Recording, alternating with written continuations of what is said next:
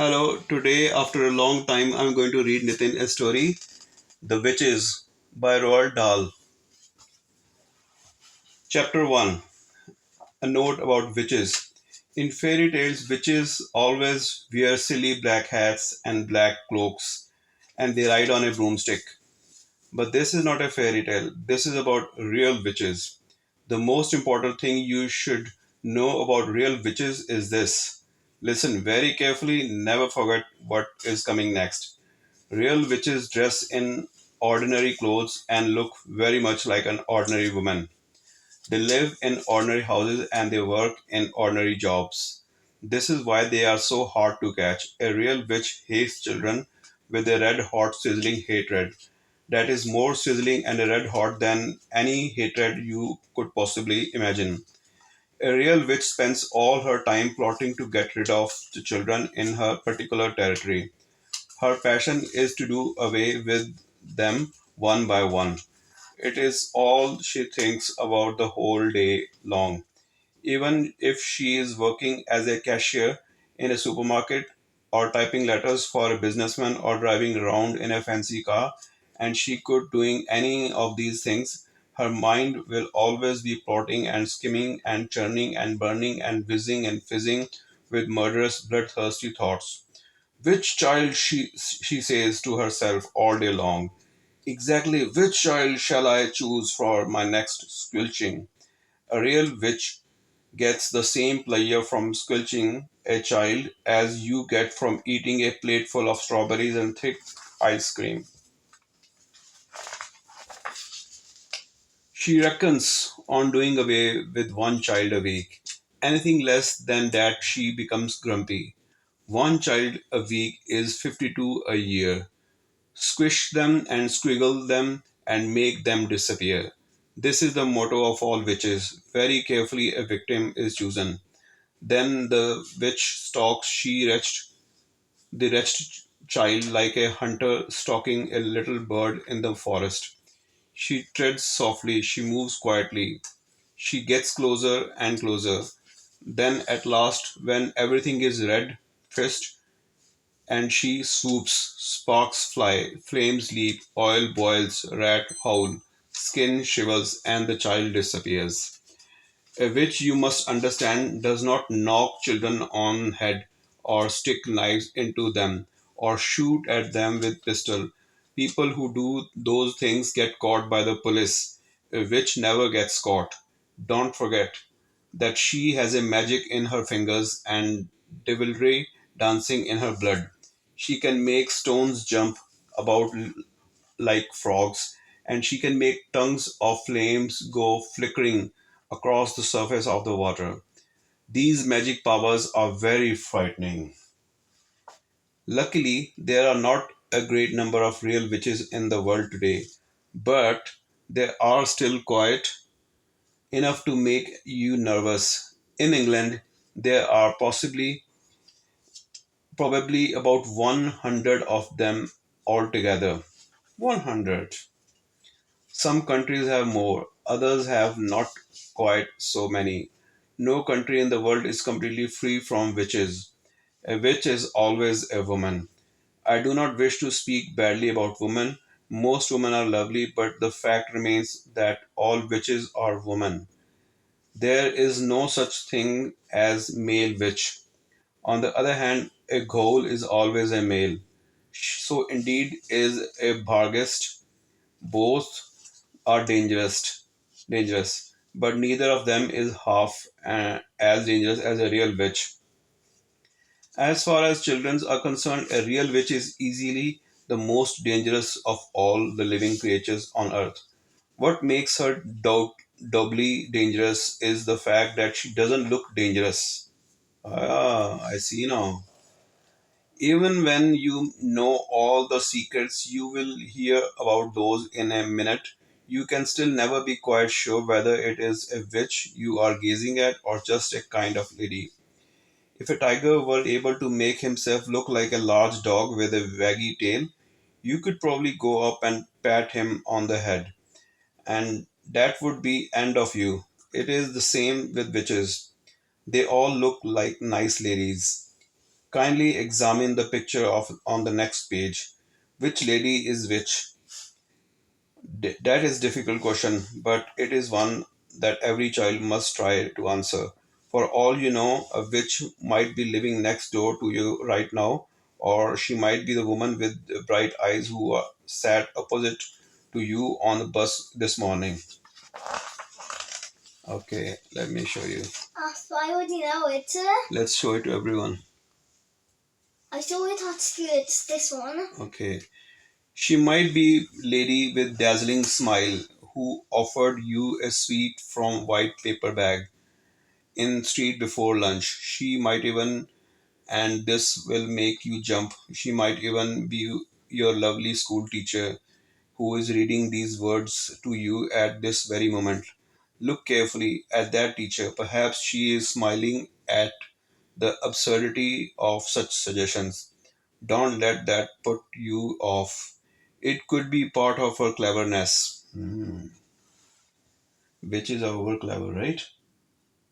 I'm not, of course, telling you for 1 second that your teacher actually is a witch. All I am saying is that she might be the one.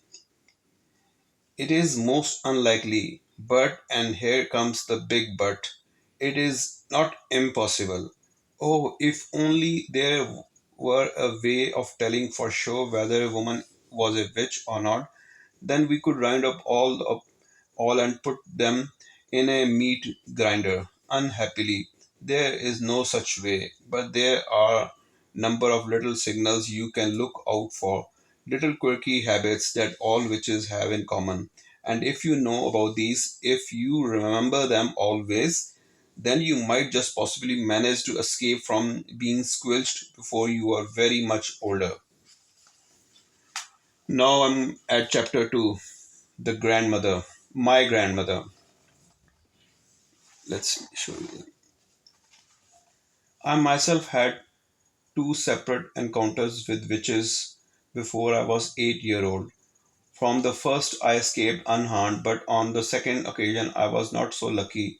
Things happened to me that will probably make you scream with you when you read about them. That can't be helped. The truth must be told. The fact that I am still here and able to speak to you, however peculiar I may look, is due to entirely to my wonderful grandmother. My grandmother was Norwegian. The Norwegian know all about witches, for Norway, with its black forest and icy mountains, is where the first witches came from. My father and mother were also Norwegian. You know who Norwegians are?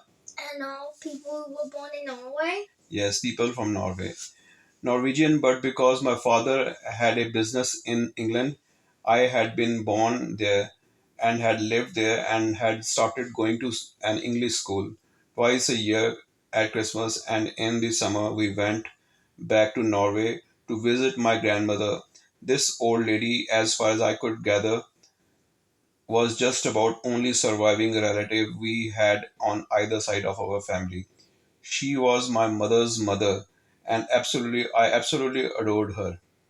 When she and I were together, we spoke in either Norwegian or in English. It didn't matter which, we were equally fluent in both languages, and I have to admit that I felt closer to her than to my mother. Soon after my seventh birthday, my parents took me, as usual, to spend Christmas with my grandmother in Norway. And it was over there where, while my father and mother and I were driving to icy weather just north of Oslo, that our car skidded off the road and went tumbling down into a rocky ravine. My parents were killed. I was firmly strapped into the back seat and received only a cut on the forehead. I won't go into the horrors of the terrible afternoon. I still get the shivers when I think about it. I finished up, of course, back in my grandmother's house with her arms around me tight and both of us crying the whole night long. What are we going to do now? I asked her through the tears. You will stay here with me, she said, and I will look after you. Aren't I going back to England? No, she said. I could never do that. Heaven shall take me my soul, but Norway shall keep my bones. The very next day, in order that we might both try to forget our great sadness, my grandmother started telling me stories. She was a wonderful storyteller, and I was enthralled by everything she told me. But I didn't become really excited until she got on to the subject of witches. She was apparently a great expert on these creatures, and she made it very clear to me that her witch stories, unlike most of others, were not imaginary tales. They were all true. They were gospel truth. They were history. Everything she was telling me about witches had actually happened, and I had better believe it. What was worse, what was far, far worse, was the witches were still with us. They were all around us, and I had better believe that too. Are you really being truthful, Grandma? Really and truly truthful? My darling, she said, you won't last long in this world if you don't know how to spot a witch when you see one. But you told me that witches look like ordinary women, Grandma. So how can I spot them? You must listen to me, my grandmother said. You must remember everything I tell you. Everything that all you can do is cross your heart and pray to heaven and hope for the best. We were in the big living room of her house in Oslo, and I was ready for bed. The curtains were never drawn in that house, and through the windows I could see a huge snowflakes falling slowly on an outside world that was as black as star. My grandmother was tremendously old and wrinkled, with a massively white body, which was smothered in a grey lace. She sat there majestic in her armchair, filling every inch of it. Not even a mouse could have squeezed in to sit beside her. I myself, just 7 year old, has crouched on to floor at her feet, wearing pajamas, dressing gown, and slippery slippers. You swear you aren't pulling my legs? I kept saying to her. You swear you aren't just pretending. Look how he is sitting next to her grandmother, next to his grandmother. Listen, she said, I never known no less than 5 children who have simply vanished off the face of the earth, never to be seen again. The witches took them. I still think you are just trying to frighten me, I said. I am trying to make you sure you don't go to the same way, she said. I love you and I want you to stay with me. Tell me about children who disappeared, I said. My grandmother was only grandmother I ever met who smoked cigars. Look, she's smoking cigar, right? She lit one now and long black cigar and melt off burning rubber. The first child I knew who disappeared, she said, was called Rangild Hansen. Rangild was about 8, and at the time she was playing with her little sister in the lawn. Their mother was who was baking bread in the kitchen came outside for a breath of air. Where's Rangild? She asked. She went away with his tall lady, the little sister said. With the tall lady? The mother said. The tall lady in the white gloves, the little sister said. She took Rangild by the hand and led her away. No one, my grandmother said, ever saw Rangild again. Didn't they search for her? I asked. They searched for her miles around. Everyone on the town helped, but they never found her. What happened to other 4 children? I asked. They vanished just as Rangild did. How, Grandma? How did they vanish? In every case, a strange lady was seen outside the house just before it happened. But how did they vanish? I asked. The second one was very peculiar, my grandmother said. There was a family called Christiansen. They lived up on Holmcon, and they had an old oil painting in the living room, which they were very proud of. Let's show everyone.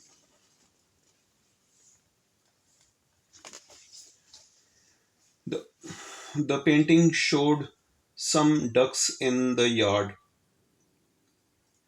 outside a farmhouse. There were no people in the painting, just flocks of ducks on a grassy farmyard and farmhouse in the background. It was a large painting and rather pretty. Well, one day their daughter Solveig came home from school eating an apple. She said a nice lady had given to her on the street. The next morning, little Solveig was not in her bed. The parents searched everywhere, but they couldn't find her. Then all I of sudden her father shouted, "There she is! That's Solveig, feeding the ducks." He was pointing at the oil painting. Sure enough, Solveig was in it. She was standing in the farmyard in an act of throwing bread to the ducks out of the basket. The father rushed up to the painting and touched her, but didn't help. She was simply a part of painting, just in a picture painted on the canvas. Wow. Somehow she ended up in the painting, right? Did you ever see the painting, Grandma, with the little girl in it? Many times, my grandmother said. And the peculiar thing was that little Solveig kept changing her positions in the picture. One day she would actually be inside the farmhouse and you could see her face looking out of the window. Another day she could be far over to the left with the ducks in her arms. Did you see her moving in the picture, Grandma? Nobody did. Wherever she was, whether outside feeding the ducks or inside looking out of the window, she was always motionless, just a figure painted in oil. It was all very odd, my grandma said. Very odd indeed. And what was the most odd of all was that as the years went by, she kept growing older in the picture. What? In 10 years, the small girl had become a young woman. In 30 years, she was middle aged. Then, at once, 54 years, and it all happened. She disappeared from the picture altogether. You mean she died? I said. Who knows, my grandmother said. Some very mysterious things can go on in the world of witches. That's too, you have told me, I said. What happened to the other third one? The third one was little Bridget Swenson, my grandmother said. She lived just across the road from us. One day she started growing feathers all over her body. Within a month, she had turned into a large white chicken. Her parents kept her for years in a pen in the garden. She even laid eggs. What color eggs? I said. Brown eggs, my grandmother said. Biggest eggs I've ever seen in my life. Her grandmother made omelets out of them. Delicious they were. I gazed up at my grandmother who sat there like some ancient queen on her throne. Her eyes were misty gray, and they seemed to be looking at something many miles away.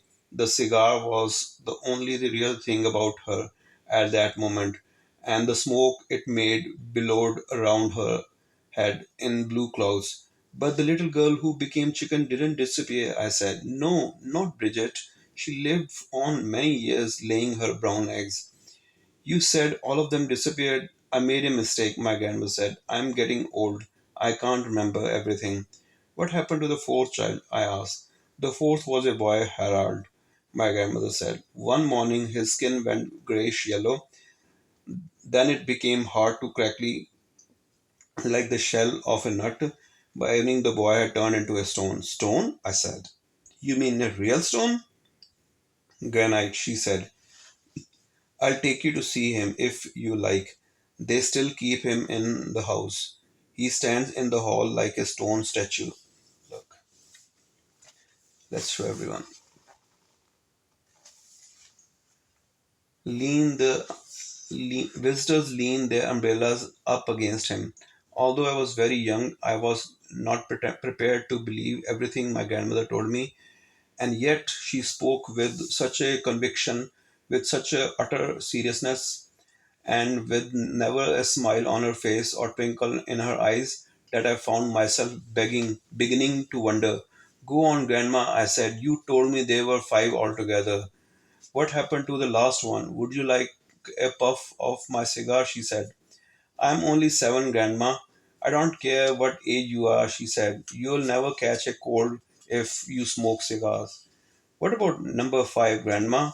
Number five, she said, chewing at the end of the cigar as though if it were a delicious asparagus, was rather an interesting case. A 9 year old boy called Leaf was summer holidaying with his family on a fjord, and the whole family was picnicking, swimming off some rocks on one of the little island. Young Leaf dived into the water, and his father, who was watching him, noticed that he stayed under for unusually long time. When he came to the surface at last, he wasn't Leaf anymore. What was he, Grandma? He was a porpoise. He wasn't. He could have been. He was a lovely young porpoise, and she said, and as friendly as could be. Grandma, I said. Yes, my darling. Did he really and truly turn into a porpoise? Absolutely, she did. I knew his mother well. She told me all about it. She told me how Leaf, the porpoise, stayed with them all the afternoon, all that afternoon, giving his brothers and sisters rides on his back. Look how he looked like after that. Did you see? Then he waved flippers at them and swam away, never to be seen again. But Grandma, I said, how did they know that the purpose was actually Leaf? He talked to them. My grandma said, and he laughed and joked with them all the time he was giving them rides. But wasn't there a most tremendous fuss when it happened? I asked. Not much, my grandmother said. You must remember that in Norway we are used to sort of things. There are witches everywhere. There's probably one living in our street this very moment. It's time you went to bed. A witch wouldn't come in through my window in the night, wouldn't she? I asked, quaking a little. No, my grandmother said. A witch will never do silly things like climbing up drain pipes or breaking into people's house. You'll be quite safe in your bed. Come along, I'll tuck you in. This is the end of chapter 2.